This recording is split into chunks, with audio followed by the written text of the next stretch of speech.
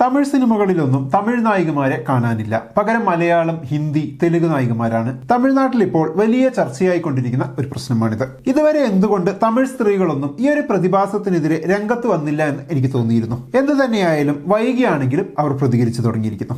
ആദ്യം ഈ ഒരു ആരോപണം സത്യമാണോ എന്ന് നമുക്ക് നോക്കാം. ഈ വർഷത്തെ തമിഴ് സിനിമകൾ എടുക്കാം. ഡിസംബറിൽ ഇനി റിലീസാകാൻ പോകുന്ന തമിഴ് സിനിമയാണ് ജീനി. അതിലെ നായികമാർ കല്യാണി പ്രിയദർശൻ, വാമിക ഗബ്ബി, കൃതി ഷെട്ടി. ലവ് ഇൻഷുറൻസ് കമ്പനി എന്ന സിനിമയിലെ നായിക കൃതി ഷെട്ടി, വാവാദിയാർ കൃതി Shetty, mask Andrea Rouhani Sharma. ഇനിയിപ്പോ ഇറങ്ങിയ ഡൂഡ് എടുത്താൽ നായിക മമിത ബൈജു. ബൈസണിൽ നായികമാർ അനുപമ പരമേശ്വരൻ, രജിഷ വിജയൻ. ഇഡലി കടയിൽ നിത്യ മേനോൻ. മൂക്കുത്തി അമ്മനിൽ നയൻതാര, മദ്രാസിയിൽ രുക്മിണി വസന്ത്. കഥാപാത്രത്തിനിണങ്ങുന്ന നടിയെ കണ്ടെത്താൻ വേണ്ടി വേറെ സ്റ്റേറ്റിലേക്ക് പോകുന്നതൊന്നും ഒരു പ്രശ്നമേ അല്ല. മലയാളത്തിലും അങ്ങനെ സംഭവിക്കാറുണ്ട്. എന്നാൽ ഇറങ്ങുന്ന സിനിമകളിൽ 98-99% അന്യഭാഷാ നടികളാകുന്നതിൽ കരുതിക്കൂട്ടിയുള്ള എന്തോ ഒരു സ്പെല്ലിംഗ് മിസ്റ്റേക്ക് ഇല്ലേ? പച്ച തമിഴന്മാർക്കൊക്കെ തമിഴ് പെണ്ണുങ്ങളെ അത്ര മതിപ്പില്ല. പകരം മലയാളി, നോർത്ത് ഇന്ത്യൻ പെണ്ണുങ്ങളെ സ്ക്രീനിൽ കാണാനാണ് താല്പര്യം എന്നതാണോ സത്യം? കറുപ്പ് നിറത്തിന്റെ ഭംഗിയൊക്കെ വാതോരാതെ വാഴ്ത്തപ്പെടുന്നത് നായകൻ കറുപ്പാകുമ്പോൾ മാത്രമാണ്. നായിക കറുക്കുന്നത് ആലോചിക്കാനേ വയ്യ. സോകോൾഡ് സൗന്ദര്യ സങ്കല്പങ്ങളിൽ നിന്ന് മാറി നിൽക്കുന്ന എന്നാൽ ഏറെ സക്സസ്ഫുൾ ആയ ഒരുപാട് നടന്മാരെ തമിഴിൽ നമുക്ക് കാണാൻ കഴിയും. എന്നാൽ നടിമാരെയോ ഒന്നോ രണ്ടോ കാണാൻ കിട്ടിയാലായി.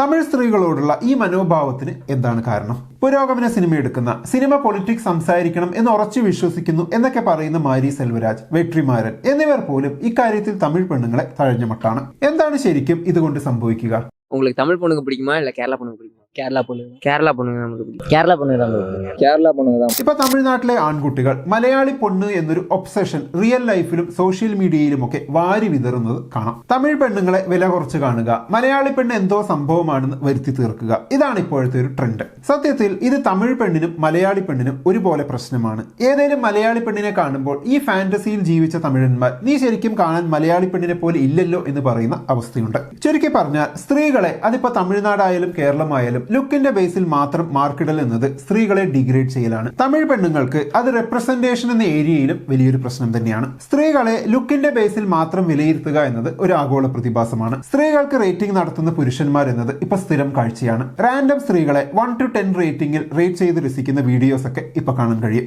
ഒന്ന് ഓർത്ത് നോക്കിയേ, സിനിമയ്ക്കൊക്കെ റേറ്റ് ചെയ്യുന്ന പോലെ കാണുന്ന പെണ്ണുങ്ങളുടെയൊക്കെ സൗന്ദര്യം റേറ്റ് ചെയ്ത് അവൾ 2 ഉള്ളൂ, മറ്റവൾ 8 ഉണ്ട് എന്നൊക്കെ പറയുന്നത്. ഈ റേറ്റിംഗ് ഒന്നും പക്ഷെ ആണുങ്ങൾക്ക് ബാധകമല്ല കേട്ടോ. ഇങ്ങനെ സ്ത്രീകളെ മാത്രം ലുക്കിന്റെ പേരിൽ ഡീഗ്രേഡ് ചെയ്യലും പുകഴ്ത്തലും നടക്കുന്ന ഒരിടമാണ് സിനിമയും. നമ്മുടെ മലയാള സിനിമകൾ അക്കാര്യത്തിൽ എത്രയോ പുരോഗമനപരമാണ്. എന്നാൽ മറ്റ് ഇൻഡസ്ട്രികൾ ഇപ്പോഴും ആ മെയിൽ ഫാന്റസിയിൽ കുടുങ്ങിക്കിടക്കുകയാണ്. ഇതൊക്കെ പറയുമ്പോൾ ലുക്ക് കുറവായത് കൊണ്ടാണ് തമിഴ് നടികളെ സിനിമയിൽ ഉൾപ്പെടുത്താത്തത് എന്നൊരു കൺക്ലൂഷനിൽ എത്തരുത്. തമിഴ് സ്ത്രീകൾക്കും മലയാളി സ്ത്രീകൾക്കും ലുക്കിന്റെ കാര്യത്തിൽ നല്ല സിമിലാരിറ്റി ഉണ്ട്. എന്നിട്ടും എന്തുകൊണ്ടാണ് മലയാളി സ്ത്രീകളെ ചൂസ് ചെയ്യുന്നത് എന്നതാണ് ചോദ്യം. അതിനുള്ള ഉത്തരം മിസ്കിന്റെ ഒരു വീഡിയോയിൽ നിന്ന് എനിക്ക് കിട്ടി. മിസ്കിന്റെ സിനിമയിൽ അഭിനയിപ്പിക്കാൻ അന്നാബെൻ എന്ന മലയാളി നടിയെ ചൂസ് ചെയ്തതിന്റെ കാരണമായി മിസ്കിൻ പറയുന്നത്, തമിഴ് നടിമാരെ ഒന്നും അഭിനയിക്കാൻ വിളിച്ചാൽ അവർ വരില്ല, അവർക്ക് കുറെ ഡാൻസും പാട്ടും ഉണ്ടെങ്കിലേ വരൂ എന്നാണ്. ശരിക്കും എന്താണ് ആ പറച്ചിലിലെ പ്രശ്നം? പ്രശ്നം തമിഴ് സിനിമ ഇൻഡസ്ട്രിയുടേതാണ്. അവർ കാലങ്ങളായി നായികമാർ സിനിമയിൽ ഡാൻസ് കളിക്കാനും സൗന്ദര്യം കാണിക്കാനും മാത്രമുള്ളതാണ് എന്ന് കരുതി അങ്ങനെയുള്ള ടാലന്റുള്ള നടിമാരെ മാത്രമേ നിർത്തിക്കൊണ്ടുവന്നിട്ടുള്ളൂ.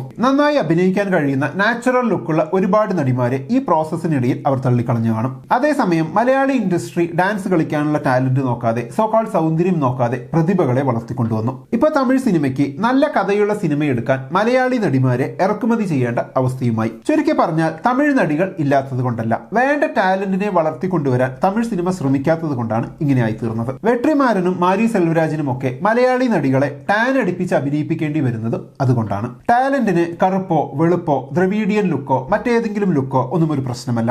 എന്നാൽ തമിഴ് സിനിമകളിലെ തമിഴ് സ്ത്രീകളുടെ റെപ്രസെന്റേഷൻ ഭീകരമായ ഒരു പ്രശ്നമാണ്. സത്യത്തിൽ ആ പ്രശ്നം ഇപ്പോഴും തിരിച്ചറിയാത്തത് തമിഴ് ഇൻഡസ്ട്രി മാത്രമാണ്. മലയാളം ഇൻഡസ്ട്രിയിൽ 99% നടികളും തമിഴ്നാട്ടിൽ നിന്നോ നോർത്ത് ഇന്ത്യയിൽ നിന്നോ ആണെന്നും ചിന്തിച്ചു നോക്കിയാൽ മതി, നമുക്ക് ഈ പ്രശ്നം മനസ്സിലാവും. ഒപ്പം മലയാളി സ്ത്രീകളെ ഡീഗ്രേഡ് ചെയ്യുന്ന, തമിഴ് പെണ്ണുങ്ങളെ വാഴ്ത്തുന്ന ഒരു സോഷ്യൽ മീഡിയ യുഗത്തിലാണ് നമ്മളെന്നും കരുതുക. അങ്ങനെ വന്നാൽ അതിനർത്ഥം ഒരു കൂട്ടം സ്ത്രീകളെ കൂട്ടമായി മനഃപൂർവ്വം ഡീഗ്രേഡ് ചെയ്യുക എന്ന് തന്നെയാണ്. ചുരുക്കി പറഞ്ഞാൽ തമിഴ് സിനിമകളിലെ തമിഴ് സ്ത്രീകളുടെ അസാന്നിധ്യം വെറും വെളുപ്പിന്റെ പ്രശ്നം മാത്രമല്ല, ഇതുവരെ തുടർന്നു വന്ന സിനിമാ കാഴ്ചകളുടെ കൂടെ പ്രശ്നമാണ്. ഒപ്പം കറുപ്പ് സൗന്ദര്യമില്ലായ്മയാണ് സ്ത്രീ സ്ത്രീകൾക്ക് എന്നൊരു ചിന്ത കൂടിയാകുമ്പോൾ ഈ ദുരന്തം ഇങ്ങനെ തന്നെ നിലനിൽക്കും. ലോക സിനിമകളിലും സീരീസുകളിലും തമിഴ് പെണ്ണുങ്ങൾ വിജയക്കൊടി പാറിക്കുമ്പോഴാണ് തമിഴ് സിനിമയിൽ ഇപ്പോഴും ഈ അവസ്ഥ നിലനിൽക്കുന്നത് എന്നുകൂടെ ഓർക്കണം. ധനുഷും പ്രദീപും ശിവകാർത്തികേയനും ആഘോഷമാകുന്ന തമിഴ് സിനിമയിൽ എന്നെങ്കിലും ഇവരുടെയൊക്കെ സ്ത്രീ രൂപങ്ങൾ കൂടി ആഘോഷമാകുമോ എന്ന് കണ്ടറിയണം. അപ്പൊ എന്താണ് ഈ ഒരു വിഷയത്തെക്കുറിച്ചുള്ള നിങ്ങളുടെ അഭിപ്രായം? കമന്റ് ബോക്സിൽ എഴുതുമല്ലോ. നമുക്ക് അടുത്ത വീഡിയോയിൽ വീണ്ടും കാണാം. ബൈ.